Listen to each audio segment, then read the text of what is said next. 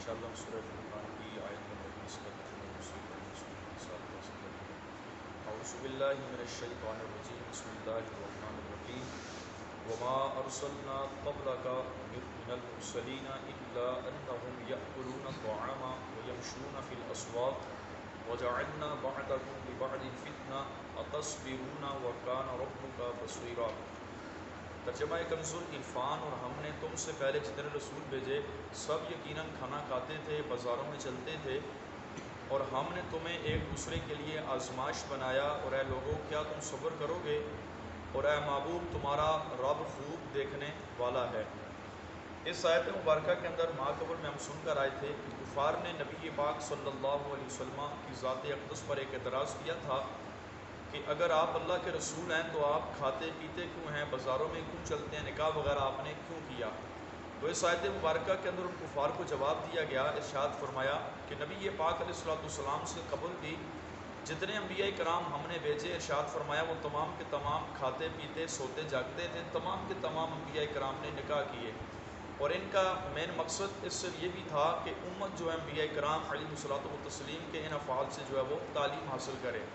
وَجَعَلْنَا بَعْضَكُمْ لِبَعْضٍ فِتْنَةً، اور ہم نے تم میں ایک دوسرے کے لیے آزمائش بنایا۔ آیت مبارکہ کے شان نزول کے بارے میں 3 اقوال ہیں۔ ایک یہ ہے کہ امیر لوگ جب اسلام لانے کا ارادہ کرتے تھے تو وہ غریب صحابہ کرام علیہم رضوان کو دیکھ کر یہ خیال کرتے تھے کہ ہم سے پہلے اسلام لا چکے، اس لیے انہیں ہم پر ایک فضیلت رہے گی۔ اس خیال سے وہ اسلام قبول کرنے سے جو ہے وہ باز رہتے، اس لیے باز رہتے تھے کہ یہ غریب لوگ پہلے اسلام لے کر آئیں، بعد میں لے کر جائیں گے تو یہ ہم سے افضل ہو جائیں گے۔ تو اس تکبر کی وجہ سے جو ہے وہ لوگ اسلام لے کر نہ آتے، اور امیروں کے لیے غریب صحابہ کرام علیہم رضوان آزمائش بن جاتے۔ اسی طرح یہ آیت ابو جہال، ولید بن عقبہ، عاص بن وائل سہمی، نضر بن حارث کے حق میں نازل ہوئی۔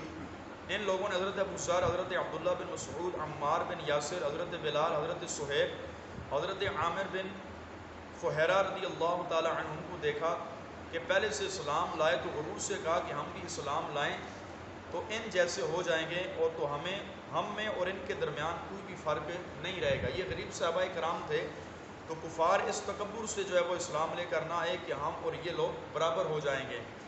یہ آیت مبارکہ مسلمان فقراء کے آزمائش میں نازل ہوئی، جن کا کفار قریش مذاق اڑایا کرتے تھے اور کہتے تھے کہ نبی پاک علیہ السلام کی پیروی کرنے والے یہ لوگ ہیں جو ہمارے غلام اور ارذل ہیں۔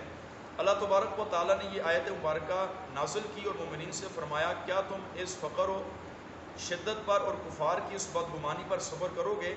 اور اے حبیب تمہارا رب خوب دیکھنے والا ہے جو صبر کرے اور اس کو بھی جو بے صبری کرے۔ آیت مبارکہ کے اندر سے مزید باتیں معلوم ہوئی کہ غربت اللہ تبارک و تعالیٰ کی طرف سے ایک آزمائش ہے۔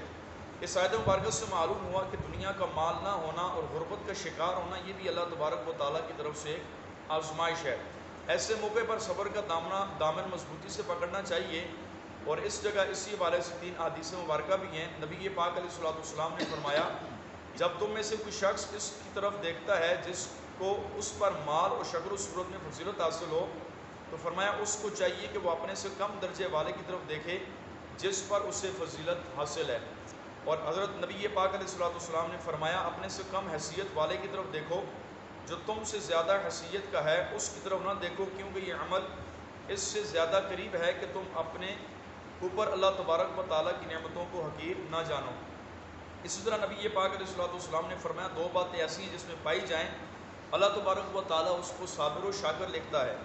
فرمایا وہ 2 خصلتیں یہ ہیں، جو شخص اپنے دینی معمولات میں اپنے سے اوپر والے کی طرف دیکھے اور اس کی پیروی کرے، اور فرمایا دنیاوی معمولات میں اپنے سے نیچے والے کی طرف دیکھے اور اس کی پیروی کرے۔ یعنی فرمایا دینی معمولات میں اپنے سے اوپر والے کو دیکھو کہ ایک شخص اگر 5 نمازیں پڑھتا ہے تو آپ بھی یہ نیت کریں کہ میں بھی اس کے مقابلے میں 5 نمازیں پڑھوں گا، تہجد بھی پڑھوں گا۔ اگر ایک بندہ بہت صدقات و خیرات کرتا ہے تو فرمایا آپ اس سے بڑھ چڑھ کریں۔